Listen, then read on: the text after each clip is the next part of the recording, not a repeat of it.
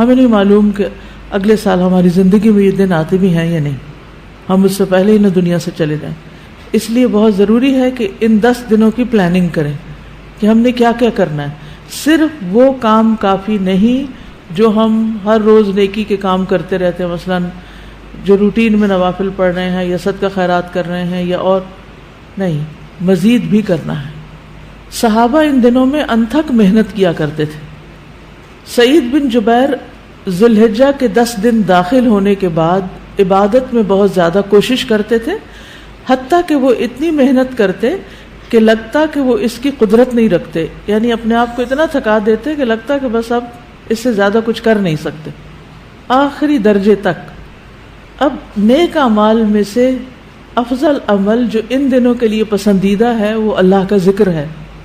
نبی صلی اللہ علیہ وسلم نے فرمایا کوئی دن اللہ کے ہاں ان 10 دنوں سے زیادہ عظمت والا نہیں ہے، اور نہ ہی کسی دن کا عمل اللہ تعالیٰ کو ان 10 دنوں کے عمل سے محبوب ہے.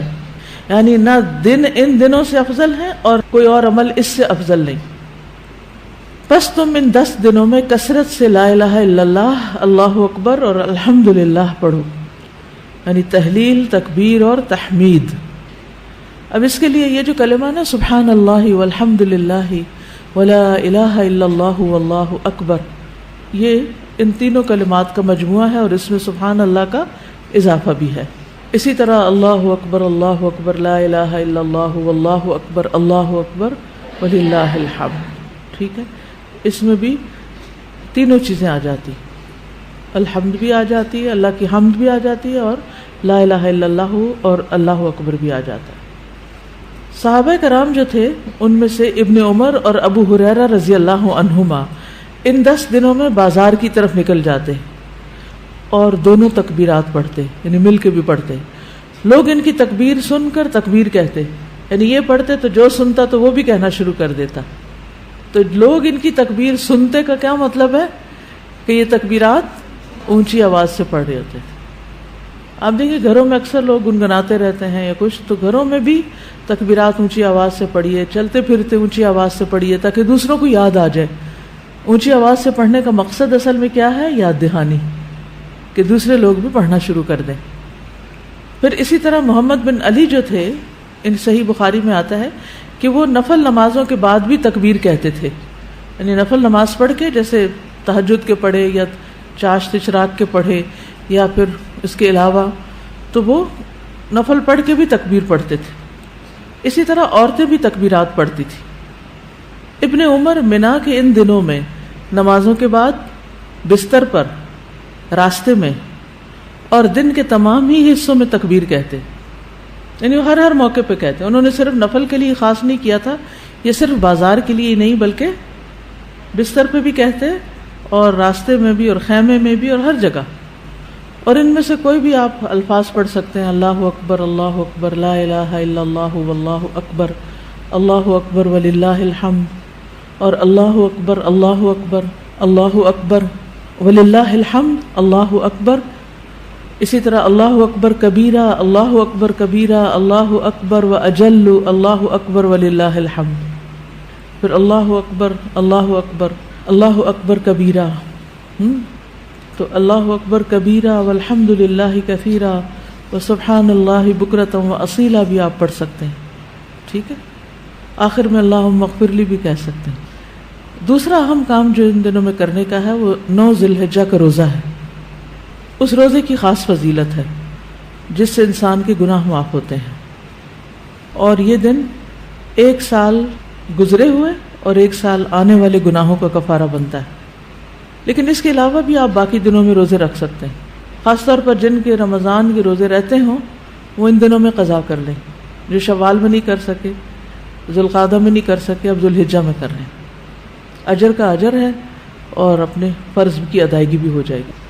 شوال کے روزے تو الگ الگ رکھنے پڑتے ہیں، لیکن یہ آپ ملا کے بھی رکھ سکتے ہیں، کیونکہ ان پہلے 8 دنوں کے روزے کو مخصوص نہیں ہے. یہ ہم نفلی روزے ثواب کی خاطر رکھتے ہیں، لیکن اگر قضا رکھ لیں تو بہت اچھا ہے.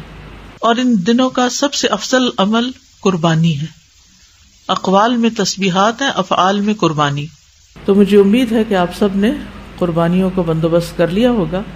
اگر ہر شخص الگ الگ نہیں کر سکتا، تو مل کے بھی اکٹھے ہو کے بھی قربانی کر سکتے ہیں، کیونکہ جان کا صدقہ تو کبھی بھی کیا جا سکتا ہے. تو عام دنوں میں کرنے کے بجائے ان دنوں میں انسان کر لے، ان دنوں میں پیسے جمع کرا لے. خاص طور پر غریبوں تک جو پہنچایا جاتا ہے گوشت، اس میں انسان اپنا حصہ ڈال لے. ایک طرف کیا کرنا ہے، تسبیحات کی کثرت، اور دوسری طرف کیا چھوڑنا ہے، غیبت، چگلی، طانا، فضول میں لغو باتیں، ہنسی مذاق.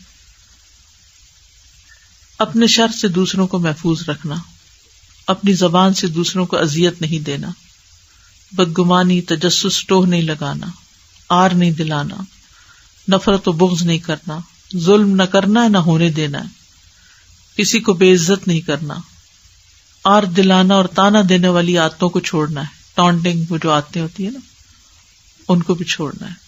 غصہ نافذ کرنے کی طاقت رکھنے کے باوجود اس کو چھوڑ دینا ہے. گالی گلوچ، بد زبانی، ان چیزوں سے بھی بچنا ہے. مسلمان کو ہر طرح کی اذیت دینے سے رکنا ہے. رشتہ داروں کی قطع تعلق ہی نہیں کرنی، ان کو منانا ہے. ظالم رشتہ داروں پر بھی مہربانی کرنی ہے. اپنے شر سے پڑوسیوں کو بچانا ہے. اپنے ایمان کی تجدید کرنی ہے. صبر اور عفو درگزر کرنا ہے. اچھا اخلاق اختیار کرنا ہے. اول وقت پہ نماز پڑھنا ہے. قیام لمبا کرنا ہے. ہو سکے تو تہجد پڑھنا ہے. روزہ رکھنا ہے. حج کے لیے تو چلے گئے ہیں لوگ، ہو سکے تو حج کرنا ہے. مالی صدقات میں اپنے اہل و عیال کی ضروریات پوری کرنا. ناراض رشتہ دار کو تحفہ دینا. اپنے بہن بھائیوں کی یا اپنے دوستوں کی ضروریات پوری کرنا. پانی پلانا. ایسا صدقہ جو خود کو محتاج نہ کرے کسی کا. ناراض لوگوں کو آپس میں صلح کرانا. کسی کو خوش کرنا، کسی کی پریشانی دور کرنا. پھر اپنے نفس اور خواہش سے جہاد کرنا. لوگوں کو اپنی برائی سے محفوظ رکھنا. اور صدقے خیرات میں کھانے پینے اور دیگر چیزوں کے علاوہ اچھی کتابیں، اچھے پیمفلیٹس اور خصوصاً اس ٹاپک کی اویئرنیس لوگوں میں کریٹ کرنا ہے. قرآن کی تلاوت میں عام روٹین سے زیادہ پڑھنا، اس کو انکریز کرنا ہے. اللہ سبحانہ وتعالی ہمیں عمل کی توفیق عطا فرمائے. یا اللہ یا رحمان یا رحیم یا کریم، یا اللہ یا رحمان یا رحیم